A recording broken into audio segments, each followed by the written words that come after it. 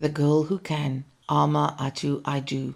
They say that I was born in Hasotsi, and it is a big village in the central region of our country, Ghana. They also say that when all of Africa is not choking under a drought, Hasotsi lies in a very fertile lowland and in a district that is known for its good soil. Maybe that is why anytime I don't finish eating my food, Nana says, "You are Jua. You don't know what life is about. You don't know what problems there are in this life." As far as I could see, there was only one problem, and it had nothing to do with what I knew Nana considered as problems or what Mommy thinks of as the problem. Mommy is my mother. Nana is my mother's mother, and they say I am 7 years old. And my problem is that at this 7 years of age, there are things I can think in my head, but which maybe I do not have the proper language to speak them out with. And that, I think, is a very serious problem, because it is always difficult to decide whether to keep quiet and not say anything about the things that come into my head, or say them and get laughed at. Not that it is easy to get any grown-up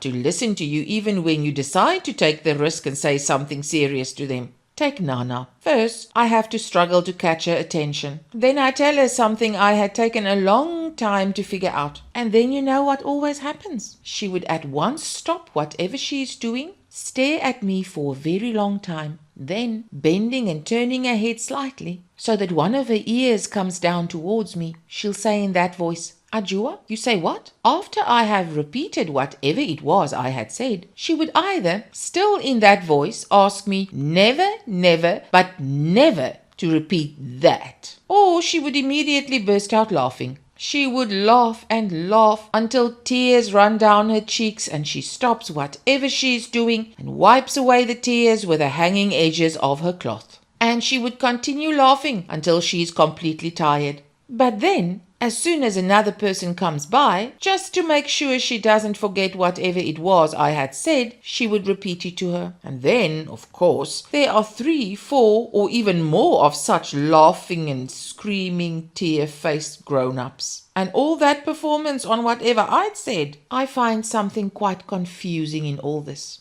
That is, no one ever explains to me why sometimes I shouldn't repeat some things I say, while other times some other things I say would not only be all right, but would be considered so funny they would be repeated so many times for so many people's enjoyment. You see how neither way of hearing me out can encourage me to express my thoughts too often. Like all this business to do with my legs. I have always wanted to tell them not to worry. I mean Nana and my mother. That it did not have to be an issue for my 2 favorite people to fight over. But I didn't want either to be told not to repeat that, or it to be considered so funny that anyone would laugh at me until they cried. After all, they were my legs. When I think back on it now, those 2, Nana and my mother, must have been discussing my legs from the day I was born. What I am sure of is that when I came out of the land of sweet soft silence into the world of noise and comprehension, the first topic I met was my legs. That discussion was repeated very regularly. Nana, you know, I thank my God that your very first child is female. But Kaya, I'm not sure about her legs.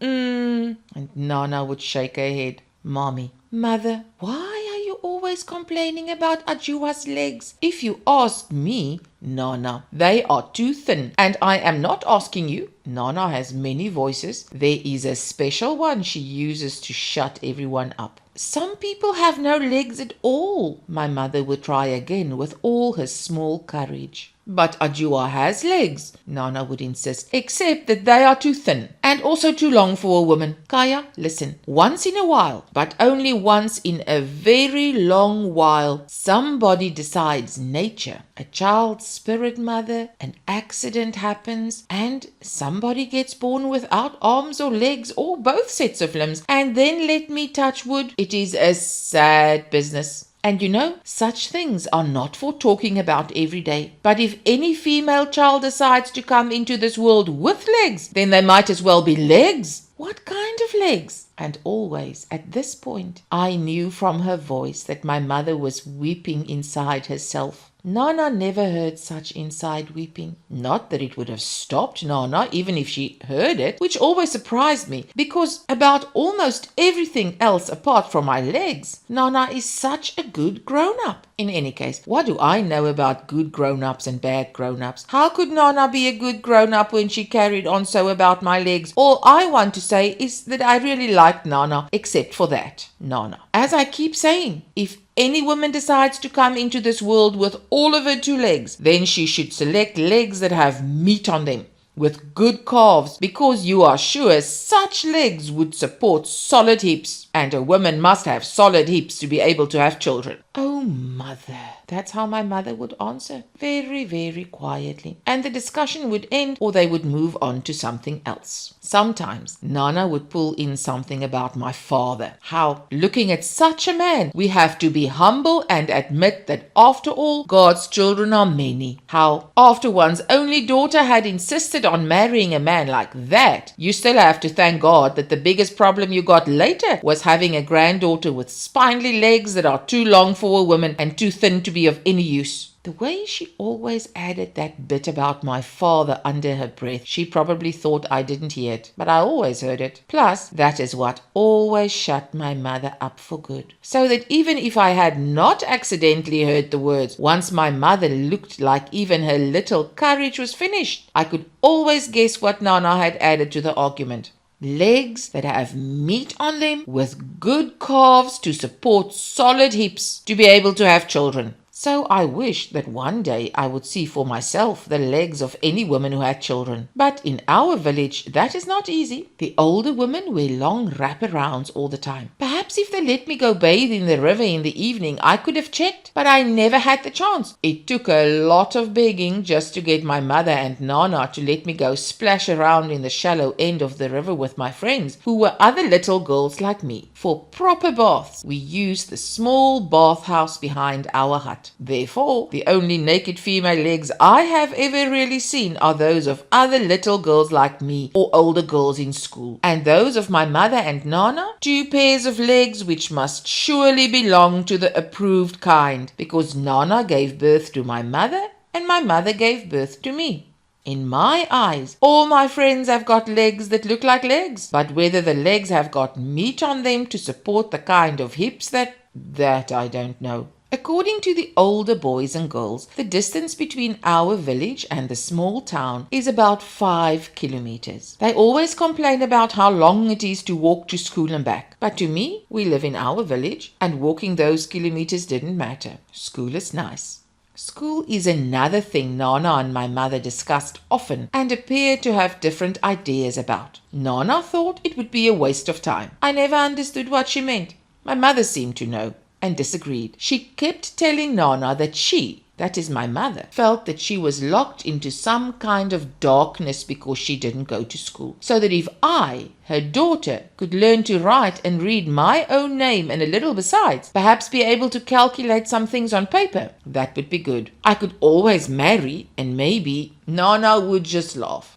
Maybe with legs like hers, she might as well go to school. Running with our classmates on our small sports field and winning first place each time never seemed to me to be anything about which to tell anyone at home. This afternoon was different. I don't know how the teachers decided to let me run for the junior section of our school in the district games, but they did. When I went home to tell my mother and Nana, they had not believed it at first. So Nana had taken it upon herself to go and ask into it properly. She came home to tell my mother that it was really true. I was to be one of the school's runners. "Is that so?" exclaimed my mother. I know her. Her mouth moved as though she was going to tell Nana that, after all, there was a secret about me she couldn't be expected to share with anyone. But then Nana looked so pleased that, out of surprise, my mother shut her mouth up. In any case, since the first time they heard the news, I have often caught Nana staring at my legs with a strange look on her face, but still pretending like she was not looking. All this week she had been washing my school uniform herself. That is a big surprise. And she didn't stop at that. She even went to Mr. Mensah's house and borrowed his charcoal pressing iron each time.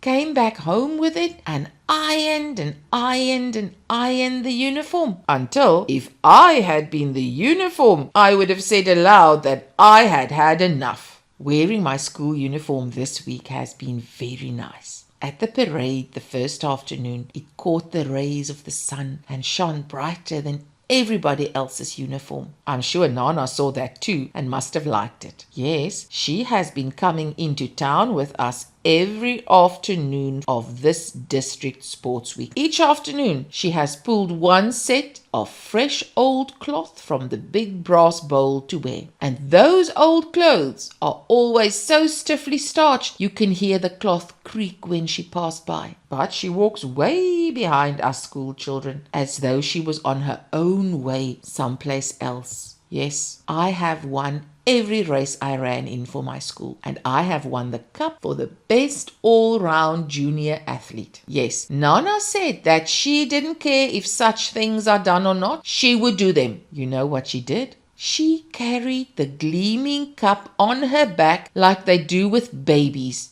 and other very precious things. And this time, not taking the trouble to walk by herself. When we arrived in our village, she entered our compound to show the cup to my mother before going to give it back to the headmaster. Oh, grown-ups are so strange. Nana is right now carrying me on her knee and crying softly, muttering that thin legs can also be useful. Thin legs can also be useful. That even though some legs don't have much meat on them to carry hips, they can run. Thin legs can run. And then who knows? I don't know too much about such things. But that's how I was feeling and thinking all along, that surely one should be able to do other things with legs besides having them support hips that can make babies. Except that I was afraid of saying that sort of thing aloud, because someone would have told me never, but never to repeat such words, or else they would have laughed so much at what I'd said they would have cried. It's much better this way. Acted it out to show them, although